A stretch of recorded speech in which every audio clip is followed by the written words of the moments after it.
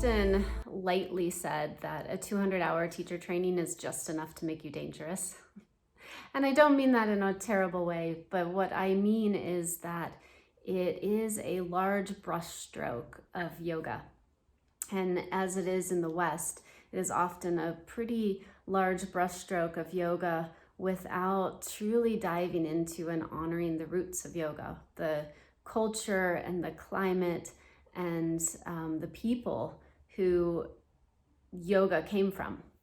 And so what I encourage every single one of my trainees to do, and I've been teaching 200-hour teacher trainings for several years now, and what I really want them to do is to cultivate a hunger for more. And what happens in the yoga teacher training in the 200 hours is that you get a big, broad overview of all these concepts. And then you have to start working with them because none of these concepts is face value. We learn a term like ahimsa, and then we start to apply it in our lives as like, oh, I need to be kind in the world. And then it gets deeper and it gets a little bit more gritty when we start to say, oh, this person is harmful to me, which is unkind, but then it is unkind for me to inform the person that they are harming me, right? And so that's where it gets really tricky. And then we get into the bigger scope of the world and how do I be in the world in the most kind way?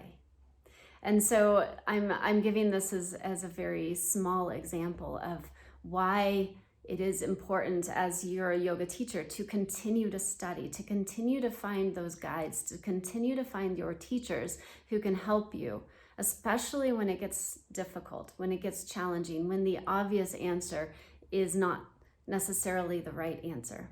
And as you do that, what happens is we talk about these concepts of Tapas, Sadhyaya, and Ishvara Pranidhana. These are three of the yamas in yoga.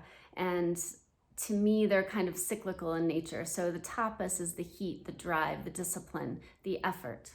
And so you want to cultivate that tapas. You want to find something that you're hungry for in terms of studying yoga deeper. And then you do it. You put it into action. You put in the discipline. You study. You continue to study. And then the next step is svadhyaya. So to me, svad, it means self. And yaya is study. So to me, that is almost like a step back. Let's pause. Okay, I put in all this work. Now I want to pause and reflect. Is it working? How is it working? Why is it working? Do I need to change something? So svadhyaya. And then finally, the third step is ishvara pranidhana, which is almost like, you could say it's a surrender. I hesitate to use the word surrender. I think it's been overused and misapplied a lot in yoga in the West, but it is almost an opening.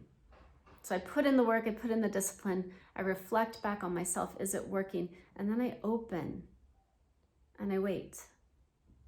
And whether you call what you're waiting for divine inspiration or just the next step forward, that's kind of what you're waiting for. So I put in the work, I'm reflecting what's working, what's not working. Some things are working, some things aren't.